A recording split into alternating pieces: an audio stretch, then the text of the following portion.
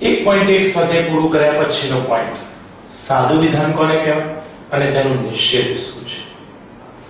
સાદું વિધાન એને જ કહેવાય કે જે વિધાન બે કે તેથી વધુ વિધાનોમાં વિભાજિત ન થઈ શકતું હોય તો તેવા વિધાનને સાદું વિધાન કહેવાય. જે વિધાન બે કે તેથી વધુ વિધાનોમાં વિભાજિત ન થઈ શકતું હોય તો તેવા વિધાનને સાદું વિધાન કહે છે. સાદા વિધાન માટેનો સંકેત p છે. ધારો કે સાદું વિધાન અહીંયા 5 + 3 + 5 = 8, તો આને તમે બે વિધાનોમાં વિભાજિત ન કરી શકો માટે આપણે આને સાદું વિધાન કહીએ છીએ. સાદા વિધાનની સત્યતાનું મૂલ્ય જો t હોય, તમે જોઈ શકો છો કે સત્ય છે, જો એનું મૂલ્ય t હોય, t એટલે ટ્રુ, સત્ય, તો એનો નિષેધ શું થશે? તો નિષેધ એ છે કે આપેલ વિધાનની સત્યતાનો ઇનકાર. એટલે કે આનું સત્યાર્થતા મૂલ્ય જો t હોય તો એના નિષેધનો સંકેત છે, જે તમે જોઈ શકો છો મેં અહીંયા બતાવ્યો છે, એ સંકેત માટે સત્યાર્થતાનું મૂલ્ય f ગણાશે. હવે નિષેધનો નિષેધ કરીએ તો નિષેધ p p થઈ જાય અને p માટે પાછું સત્યાર્થતા મૂલ્ય t છે. તો આટલો પોઈન્ટ સમજાઈ ગયો તમને? નિષેધ એટલે શું? આપેલા વિધાન વાક્યનું ઇનકાર. જો એ હા હોય તો ના કહેવાનું, ના હોય તો હા કહેવાનું, એટલે નિષેધ થઈ ગયું, વિરોધાભાસ થઈ ગયો. બરાબર છે? વિધાન ફટાફટ મેં સમજાવી દીધું તમને, વ્યાખ્યા પણ મેં લખેલી છે અને આ પરના એક્ઝામ્પલ હવે 1.2 માં આપણે જોઈશું. તો ચાલો આપણે 1.2 જોઈએ. ચાલો સ્વાધ્યાય 1.2 ની અંદર આપણે ફટાફટ નક્કી કરી નાખીએ કે આપેલા વિધાનના નિષેધ શું છે. સૌથી પહેલું વિધાન 2 + 2 = 5 લાગે છે તો રોંગ, પણ આપણે ચેક વિધાન છે કે નહીં એ નથી ચેક કરવાનું.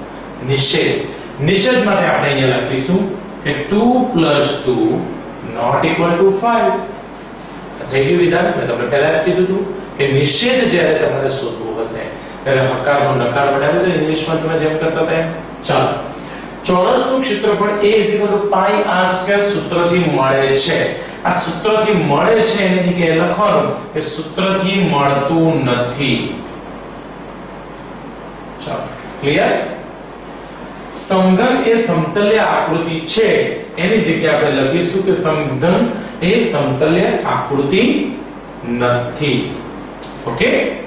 જર્જ કેન્ટર ગણ સિદ્ધાંતનો વિકાસ કર્યો હતો એની જગ્યાએ લખવાનું વિકાસ કર્યો ન હતો. નિષેધ વિરુદ્ધાર્થી. ઓકે? એટલે કે હકાર નકાર. અમિતાભ બચ્ચન ગુજરાતના પ્રવાસનના બ્રાન્ડ એમ્બેસેડર છે એની જગ્યાએ બ્રાન્ડ એમ્બેસેડર નથી. અહીંયા 2 + 2 = 2/2. અહીંયા પ્રાકૃતિક સંખ્યા x ≥ 3 માટે x + x is not equal to x². આ થઈ ગયું તમારું નિષેધ. અને બરફ ગરમ છે એની જગ્યાએ બરફ ગરમ નથી. બોલો કેટલું સિમ્પલ છે? નિષેધ તો ખરેખર સિમ્પલ છે. ચલો નેક્સ્ટ ટોપિકમાં આગળ વધીએ આપણે. ચાલો સ્વાધ્યાય 1.2 જોયા પછીનો ટોપિક છે આપણો કારકોની મદદથી સંયુક્ત વિધાનો. અહીંયા કારકો તરીકે બે શબ્દો આપવામાં આવેલા છે, અને તથા અથવા. અને તથા અથવા આની ઉપર ભાર મૂકું છું કારણ કે બંને તાર્કિક કારકો તરીકે ઓળખાય છે. મેં લખ્યું છે બે સાદા વિધાનોને અને તથા અથવા વડે જોડવાથી સંયુક્ત વિધાન બને. સંયુક્ત એટલે બે. ઓકે? અને તથા અથવાને તાર્કિક કારકો કહે છે. મેં અહીંયા બે સાદા વિધાનો તમને બતાવ્યા છે. જો એક સાદું વિધાન છે જેનો સંકેત આપવામાં આવ્યો છે p, 3 + 2 = 5. બીજું સાદું વિધાન છે એનો સંકેત આપવામાં આવ્યો છે q, અને 5 × 2 = 10. હવે આ બંને સાદા વિધાનોને જો આપણે સંયુક્ત વિધાનમાં રૂપાંતર કરવું હોય તો અને તથા અથવા વડે જોડીને કરી શકીએ છીએ. તો જો સંયુક્ત વિધાન 3 + 2 = 5 અને 5 × 2 = 10, તો અને વડે બંને વિધાનોને જોડવાથી સંયુક્ત વિધાન બને છે. સંયુક્ત વિધાનનો સંકેત છે p અને q. આ સંકેતને અને કહેવાય છે. આપણે જ્યારે બર્થડે માં જેમ પેલી કેપ પહેરી હોય ને અણીવાળી બર્થડે કેપ એવું લાગે. ઓકે, આને કહેવાય સંયોજન. એ જ રીતે જો બે સારા વિધાનોને અથવા વડે જોડવામાં આવે તો તમે જોઈ શકો છો કે એનો સંકેત છે P અથવા Q. આ આઈસ્ક્રીમનો કોણ હોય એવું લાગે છે. આઈસ્ક્રીમના કોનમાં જે નીચેનો ભાગ જે છે અણીવાળો એ અહીંયા છે. ઓકે, તો આ સંકેતને વિયોજન કહે છે. એટલે કે અથવા વડે જોડવામાં આવે તો વિયોજન, અને વડે જોડવામાં આવે તો સંયોજન. હવે આપણે એનું સત્યાર્થ મૂલ્ય ચકાસવાનું છે. બસ સત્યાર્થ મૂલ્ય ચકાસવાની અંદર એક વસ્તુ હું તમને ખ્યાલ આપી દઉં કે આપણે કોઈ દુકાનમાં બે પેન ખરીદવા ગયા હોઈએ અને આપણે એમ કહીએ કે મને લાલ પેન આપો અને બ્લુ પેન આપો.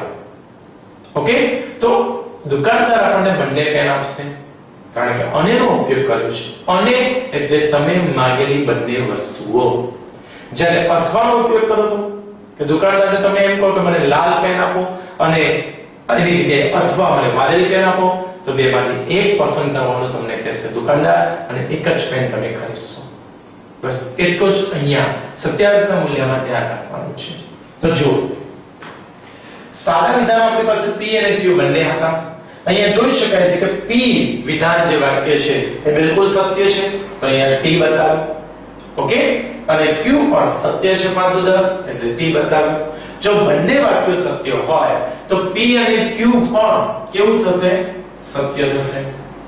ઓકે, પણ જો આપણે અથવા કહીએ તો અથવા પણ એ સત્ય થશે. રાઈટ? ઓકે, F અને T યાની કે અનેની અંદર આપણે જોવા જઈએ તો જો બંનેને એક સાથે લેવામાં આવે છે અનેમાં, એટલે કે સત્ય અને અસત્ય, તો એનો જવાબ શું આવશે? એનો જવાબ અસત્ય હશે. એટલે બેને એક સાથે તમે પસંદ કરો છો, એમાં એક અસત્ય છે એટલે સત્યનો કોઈ ચાન્સ નથી, માટે અહીંયા F. એ જ રીતે અહીંયા પણ અસત્ય અને સત્યને બે એક સાથે ક્રિએટ કરો છો તો અસત્ય, અને બંને અસત્ય હોય તો સ્વાભાવિક છે કે બંને અસત્ય. ઓકે, હવે તમે અહીંયા જુઓ કે બંને સત્ય વાક્યો હોય અને જો અથવાની વાત કરી હોય તો સ્વાભાવિક છે કે બંને સત્ય હોય, પરંતુ એક સત્ય અને એક અસત્ય હોય એટલે કે T અને F. હવે પસંદ તો બેમાંથી એક જ કરવાનું છે, તો T અને F હોય ત્યારે તે T થશે, એમ કે સત્ય થશે. એક અસત્ય છે એક સત્ય છે, પણ પસંદ તો એક જ કરવાનું છે, માટે આ વિધાન સત્ય છે. પણ જો બંને અસત્ય હશે તો ઓબ્વિયસલી એ અસત્ય જ રહેશે. એટલે અથવા અને અનેમાં આટલો ફરક પડે છે. અથવા અને અનેમાં જ્યાં T છે ત્યાં T છે, જ્યાં 3 F છે ત્યાંની સામે 3 T છે, અહીં T છે તો અહીંયા F છે. પણ આ કોઠો તમારે સખત યાદ રાખવાનું છે. આના બેઝ ઉપર આગળ આપણે ચર્ચા કરીશું. ચાલો આગળ વધીએ.